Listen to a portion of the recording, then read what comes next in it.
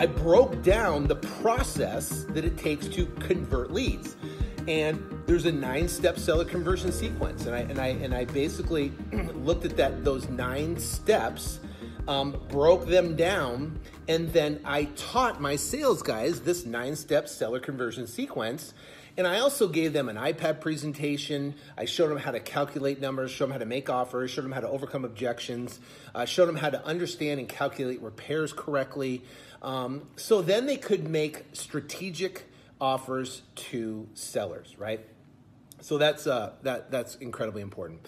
That's number one. And the second one is reducing the lead per conversion down to a smaller number as we possibly can get. And the way you do that is understanding a conversion process to be able to reduce that. But do you realize if you reduce, if you go from 24 down to 12, I mean that changes your entire business dramatically. It's huge. Another part of conversion is understanding deal structure. Deal structure, right? When people get started in wholesaling, they go, okay, I've got a wholesale deal.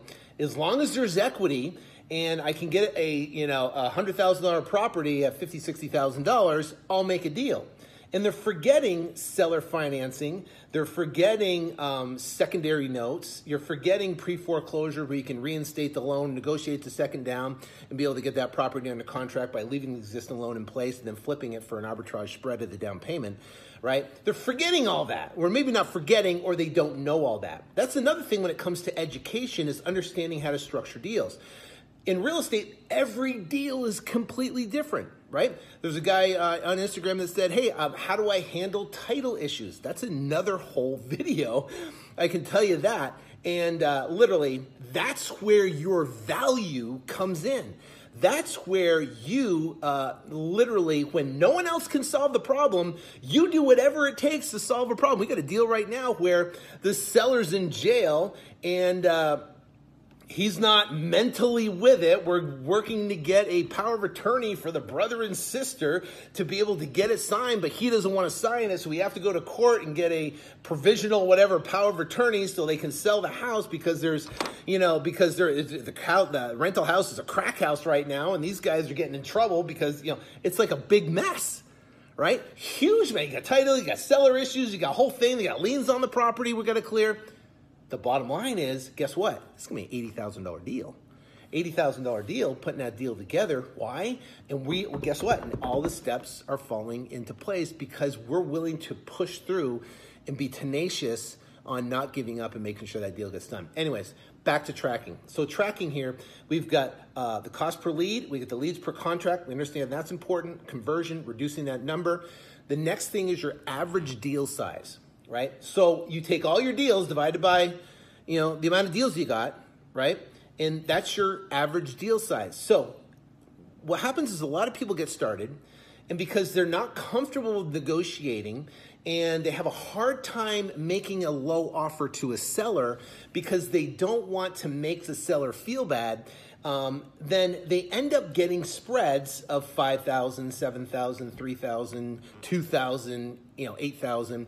So their average deal size is low. Their average deal size, it's a low number. And they're going, wow, what can I do? I can't get those big spreads. What's the problem? The problem is the expectation, right? The expectation. You're expecting to get a lower number. Well, guess what? When you make your offer, if you put a profit margin in there for you of $30,000, of $20,000, of $15,000, guess what? And you're going to negotiate to that number and guess what? You'll negotiate and push yourself to get to that number, right? It's just human psychology. If you go, well, I'm okay with making 5, that's okay. I mean, it's not okay. I mean, that's what you're going to get. You're going to get what you expect. You're going to get what you negotiate to. So all I could say is this, is just expect a bigger number. So what I told my team, right, we're all sitting around $7,000 or $8,000 spread. And I said, okay, we're done with that, right? We're doing a $20,000 spread, building $20,000 on every deal. Guess what? Our spreads immediately jumped to $18,000 because now they're expecting more. Huge. So the 3 numbers are cost per lead, leads per contract conversion in average deal size, increasing your average deal size, reducing your conversion number, and reducing your cost per lead. Those numbers will allow you to have predictable, consistent, reliable income, because you know if you put $3,000 in, you'll get $15,000, $20,000, $30,000 out, whatever the number is. That's huge. That's confidence. That says, hey, I can hire someone, which is the next one, Juan. Juan's like building a team. How do I build a team of people? Well, you got to know your numbers. You got to be confident in your business. You got to be confident that if I spend X, I'm going to get Y, right? And you're going to get better at those by more education, by more actually doing the business, talking to sellers, getting better, overcoming objections, getting better at reading personalities, get better at making offers. You get better at the business. That's why this business is so exciting. So when building a team, right, you got to look at first off, you got to look at everything that you're doing in your business. Well, there's marketing, there's answering calls, there's booking appointments, there's going on appointments, meeting with sellers, there's the transaction, opening up escrow, the transaction coordination, there's selling of the properties, there's dealing with the buyers, showing the properties. So what I've done actually is I put everything and labeled pretty much each position, for literally, I put an org chart together when I started building my team of all the positions and what they entail and what they do. So we have a lead manager. That's the first one, and they handle all the phones and booking appointments. You have an acquisition person that goes out on appointments, and their sole job is to meet sellers, make offers, and get contracts. And then you have a disposition. Disposition, what do? They handle all the transaction coordination, and their job is to build a relationship with buyers and sell the property as fast as possible. Right? So that's what their job is to be able to do, right? And then you have a COO that's managing the whole process, someone that's going to manage the books, manages our QuickBooks, manages our weekly reporting numbers of where we stand on profitability.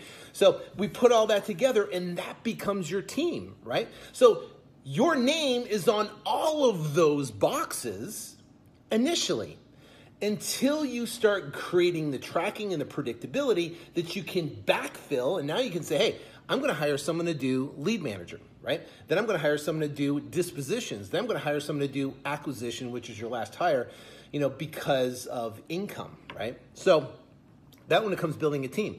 Now that you have a team, now that you have an idea of what the team is, and you're in the process of, you're going to start taking your name off and putting someone like Gia is our lead manager. Actually, we have 3 lead managers, right? So we have Gia as our lead manager. We got a couple acquisition guys. We got disposition guys, right? And now I take my name off their roles and their job positions and start putting their names in. And then what they're going to do is they're going to get better at their position, the better off they do. Now the last one is from Jeff, is through systems. Well, through this whole process, you have to have a system for people to follow. So the system is essentially about each individual position has a system, right? Lead managers have a system. Phone calls come in, they're put into Podio. We have a Podio suite that we use that we've essentially created to manage our entire customer management.